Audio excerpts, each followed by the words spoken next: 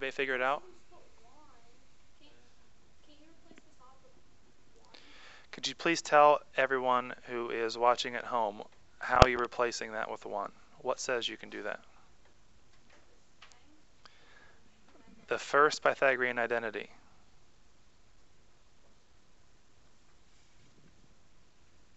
Right here. Do y'all see it? Sine squared of an angle plus cosine squared of an angle equals 1.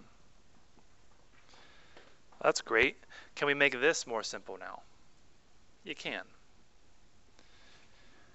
Look at the reciprocal identities. Specifically,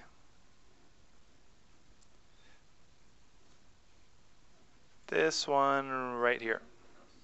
Doesn't matter that it's not squared. So, in other words, if secant of A equals 1 over cosine of A, then secant squared of A equals 1 over cosine squared of A. So that means that we can simplify this and we can say, because of the reciprocal identity, this is equal to secant squared of x. And that's as simple as we can get it.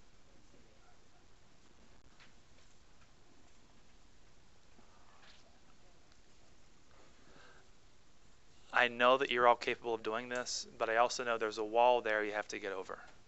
And if you don't put forth effort, you'll never get past that wall, and you're just going to be frustrated and angry, which I don't want you to be that way.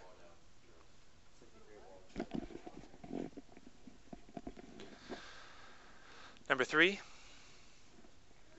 it's just best at the beginning if I just do these because you have so little experience. So one thing that I typically do is if I see things that are not in cosine and sine, I like to change it that way. Cosecant of y is actually 1 over sine. That's a reciprocal identity. And you're probably thinking that's more complex. It is.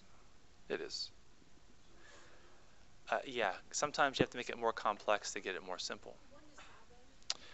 What just happened is I replaced this with this because of the reciprocal identities.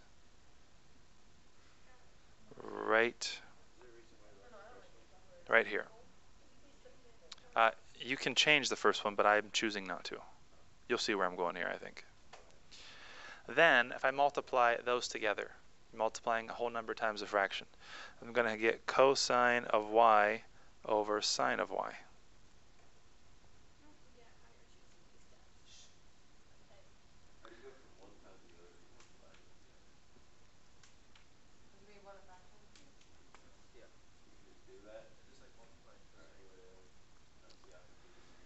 Okay, which thing don't, I'm not following what your question is.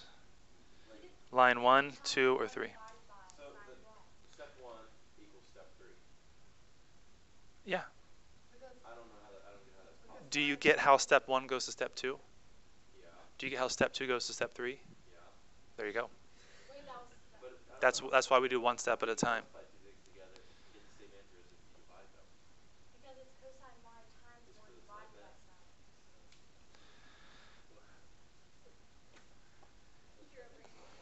7 times 4 is the same thing as 7 divided by 1/4. Yep, they're identical. No. Yes. That's the same thing. Oh, never mind. I was thinking that was... It's okay. And then look at the, I forget what it's called, the quotient identities. Cosine of y over sine of y is cotangent of y. So this whole thing simplifies to cotangent of y. So we have to memorize all of this stuff? Yes. And I think that you have most of it memorized. 8 of the 10 I think you already know. Theoretically. Oh, you haven't seen anything yet. It hasn't got crazy yet, people. Why do you like it so much? I think it's a lot of fun when you figure it out. You really feel good about yourself when you figure it out. Number 4. Once again, for some of these problems, it depends on the problem, and you don't know until you get more experience. If things are not in terms of sine and cosine, I like to get it that way. So for example, tangent of z, looking at the quotient identities, is the same thing as saying sine of z over cosine of z.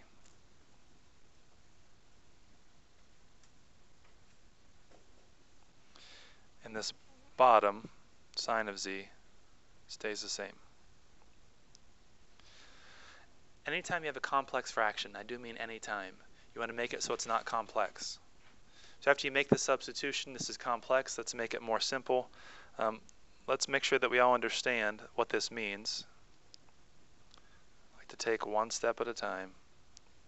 Sine of z divided by cosine of z divided by sine of z would be like saying this is divided by, just a different way to write it, sine of z. Instead of writing as a fraction bar, I wrote divided by. Dividing by a fraction, or sine of z could be a fraction, that over 1, is the same as multiplying by its reciprocal. So we could change this to sine of z over cosine of z. That hasn't changed. Instead of divided by sine of z, multiplying by its reciprocal, 1 over sine of z. We used an identity at the beginning. We haven't used one since. No, I don't think so.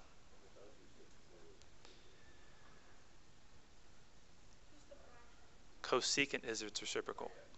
You can make it that if you want, but it doesn't help in this problem. Someone hit that. Yeah, shake the mouse and change it to channel 126 and back to 125. Then from here, you can cancel out a sine of z on the top and the bottom because you're multiplying the top and bottom of the fraction by that. Shake it like it's hot. Come over here back to where your seat was and change the channel to 126 and back to 125. Thanks. And then simplifying this multiplication, you get 1 over cosine of z. What's the reciprocal of cosine? Secant. So this whole thing simplifies to secant of z.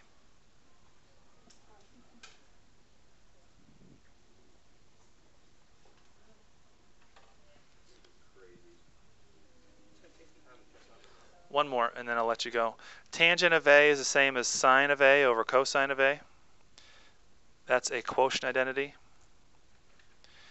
Cosecant of A is the same as 1 over sine of A.